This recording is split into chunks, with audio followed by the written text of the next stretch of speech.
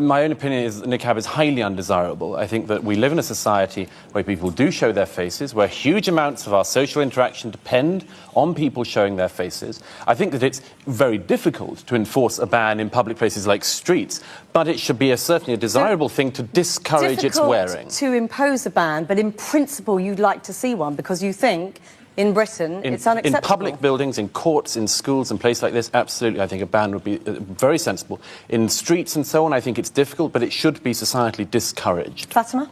No, a ban, I mean, I think it's a complete overreaction. Look, the niqab has been part of the British landscape for the last 20-odd years. Niqab, niqab, niqab. We are back again with another topic. Today's own is going to be on niqab, or some people also call it hijab. It's actually a form of a dress and outfit being worn by Islamic ladies, and it covers all their body. It's only their eyes you would see. How do you feel comfortable interacting with someone on niqab? If I'm the one, I will not feel comfortable. I am interacting with you. I can see your expression. I can see how you are reacting to the way I'm talking to you, but you can obviously see the way I'm reacting, and you feel it is okay because it's the way you dress. Let's begin with you, Fatima. Yes. 56% of British people don't really support the wearing of the full face veil in public. They don't want it. Well, I think it depends on where you take the poll, really, because, something that I've recently launched is a project called Secrets of a Muslim Woman, and it's all about letting people know why we do what we do, because I think a lot of it is to do with not really being familiar with it. You know, I mean, my message to the British public is that you've got nothing to fear. You know, this is a piece of cloth. They don't feel that, though, do they? Because elsewhere in this poll, a majority said they don't know how to relate to a woman wearing a full face veil. I think, you know, the people who have actually interacted with women who wear the face veil, people who work with them. I mean, we're in East London today. In East London, the veil is practically, you know, normal on the streets of East London. People who've actually interacted and worked with women who wear the veil have absolutely no problem with it. I think it's a fear of the unknown. Douglas Murray, would you like to see the veil banned here? Well, I think, like a majority of British people, I think that it should be banned in public places, particularly places like courtrooms, where it's absolutely imperative that a jury are able to see the faces of people who are accused. As for an overall ban, I think, look, my own opinion is that Niqab is highly undesirable. I think that we live in a society where people do show their faces, where huge amounts of our social interaction depend on people showing their faces. I think that it's very difficult to enforce a ban in public places like streets, but it should be certainly a desirable thing to discourage its wearing. To impose a ban, but in principle you'd like to see one because you think in Britain it's unacceptable. In public buildings, in courts, in schools and places like this, absolutely, I think a ban would be very sensible. In streets and so on, I think it's difficult, but it should be societally discouraged. Fatima? No, a ban, I mean, I think it's a complete overreaction. Look, she feels it's an overreaction if this niqab is banned from Britain. So now, I actually feel it is weird for any man or a woman to walk into a bank and all covered up. There are cameras everywhere. The cameras will not know who has come in. If a robbery takes place, for example, I'm not saying they are criminals, but if a robbery, for example, takes place, how would they be able to track the person? Because the person has literally covered up the entire body, like you can't even see a fissure, and the eyes, it's hard to tell. So I think it's right. If it's banned in public spaces, fine. You can choose to wear your hijab or niqab in your home, or like in some places that you feel, okay, it's allowed. I just feel that's the appropriate way to do this. Niqab has been part of the British landscape for the last 20-odd years, okay? Muslim women have been going about their business. We've got a radio presenter here, we've got a scientist, we've got talented Muslim women who've got a lot to give to this society, who've been doing so and been very sensible about it. When we need to remove our face veils, we do it. But how do you think we get through airport security? I mean, what about the fact that 56% of people are saying they don't want it here? You know what? I'm not surprised at all, because when you know that high-profile politicians making such offensive comments and big fuss about it, I am not surprised when the public say they are against it. We show our faces. Exactly. The British society, the fabric of the British society is respecting the public freedom. We are British. Public freedom is part of it, the religious freedom. What about the fact that people feel uneasy? They said they don't know how to relate to women who have their faces covered. First of all, Let them interact with us. Let us be open and engaging with them. This is number one. Secondly, 80% of communication in the world does not involve face-to-face. What? Twitter, Facebook, phones doesn't involve face-to-face communications. I'm sorry. The issue is the problemization here. It's not existent problem. I'm sorry. I worked in this area for 7 years, about 15 years ago, and this was not, as you said, a norm. This has been imported and exported for reasons which I haven't got time to go into. We live in a society, in this society, and we live in a country which is very, very complicated. And to shut yourself off as if the rest of us are infections and cutting... How are we shut off? This is the meaning. We are engaged. We are active. How are we shut off? Shalina, you have said that in engaging with your elderly white neighbour who feels uneasy, sometimes you remove the veil. When you worked with children, you remove the veil. Isn't that an acknowledgement that it is difficult for people to engage with women who have their faces covered? Yeah, I think it is. And I also honour what Douglas Murray has just said. He couldn't actually feel comfortable, and you know, I'm making a presumption here, but you couldn't say, let's do an outright ban. And that's great, because I understand you look at social cohesion. It's about looking at, let's isolate it. Whose discomfort are we going to favour? Because if I lift my veil, I'm then uncomfortable. And we've favoured someone's discomfort. We live in a society, but I don't believe in the French ban. I don't. One question.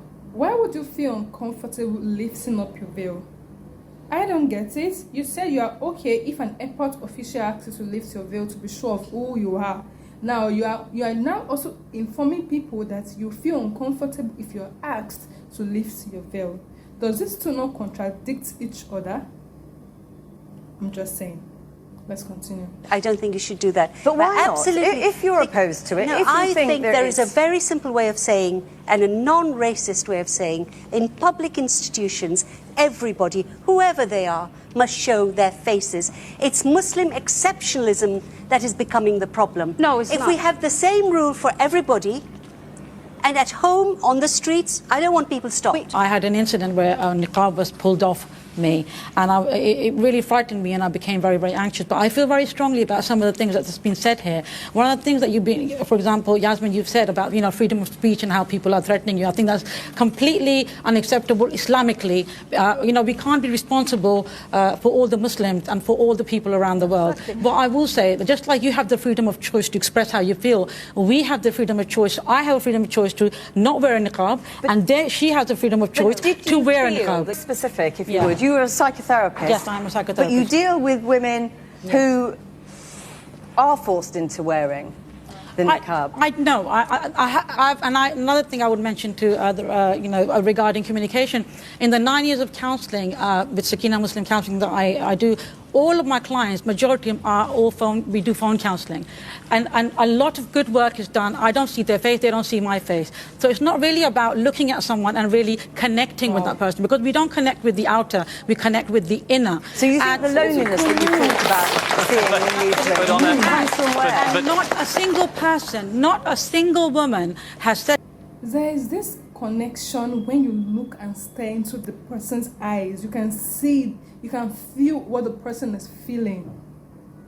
Like... To me, my husband has forced me to wear a niqab. What the issues they do have is regards to niqab, I am fearful to go out. I'm at home, I'm lonely, I'm depressed. I don't even want to go out because I feel like I'm not accepted. And the other thing I really want to express is that where is the humanity? You know, at the end of the day, you know, as a woman, as a person, as a human being, where's my right to be who I am? This is my identity. You have that right. You have that right, and you exercise it, and so are all of the other ladies in this room. But the question is whether or not, and I would ask this of I think of everyone in the room who's covered, do you think that by covering your face from everyone else in society, you are exacerbating difference or making it less bad? Mariam, would any of you at least recognise that you are exacerbating a difference? Is this divisive?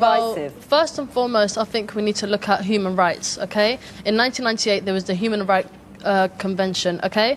Under Article 9, it specifically says we all have the freedom of expression, we have the freedom of belief, we have the freedom of so many things that, you know, like in this country, I thought great... Mariam, on Douglas Murray's point, that this is You know, do you understand that many people feel this is divisive? It is a curtain between you and the rest of society. Well, to be quite frank, I think people are free to feel how they want. It doesn't. I don't care how you feel. It's really no. Wait. Really and truly, it's about my human rights. My human right, I am allowed to cover. You don't have to just agree. Very briefly on the point that many people in the survey said that they feel unease, they feel uncomfortable, they feel anxious. Well, to be quite frank, I feel like that towards emos, but that's all right. Can I just point out, there is something fundamentally ludicrous about somebody dressed as you are talking the language of modern human rights. Absolutely. What's a bit fundamentally ludicrous. How is it that you say it's an absolutely fundamental, you have to wear it, it's a right, it's a necessity upon you, but yet you say you go through an airport and it doesn't matter if you lift it? Is it so negotiable? In France, many of the women who said we cannot go out if we don't wear it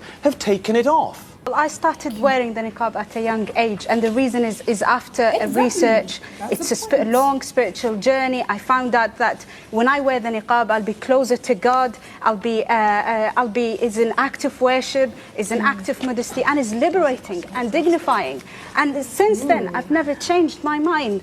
And although my parents, my mum, my sister, don't wear it. It's me. It's my personal choice. But yes, and in a free society, the opinions of other people also have to matter. It's not just about you exercising your choice. The way other people feel about that should be of concern to you. But you know, these feelings are coming from negative prejudices. We have coming from you don't want men's opinions? No. You don't want men's opinions? I'm sorry, we are going to have to end it there. I'm really sorry. As the only man, I'm sorry you don't want to hear men's opinions. Thank you very much for joining us. Oh, this was a long watch. I want to know, should niqab be banned in Britain? Everyone has a right to do as they please, to express how they want to express themselves. Yes. But if you're in a country that is not yours and they have a certain law, obey it. You cannot come and impose your law on other people. If you don't want to obey their laws, you stay in your country. That is all I say about this. You wear the niqab and you feel peaceful, you feel you are closer to your Allah. That's okay, but stay in your country if that's what you want to do. There are a lot of countries that practice this. Why not stay in those countries? If you are in another man's country, behave like them. They say if you are in Rome, behave like the Romans. Why can't you adjust to the rules, to the laws in a particular country? You come in and impose, oh, this is how I believe, this is how I'm meant to dress, and this is how you will dress. Gradually, if this is not put in check, the whole of Britain will turn to a niqab country. It will turn to an Islamic country, and Sharia law will be followed. You need to learn to stick to other people's laws. You can't go to an Islamic country and say this is how you want to behave. They won't even let you behave the way you want to behave. You need to follow their rules. I want to know what you all think about this topic of niqab, if it should be accepted in Britain or not. Till then, I'll see you in the next one. To this.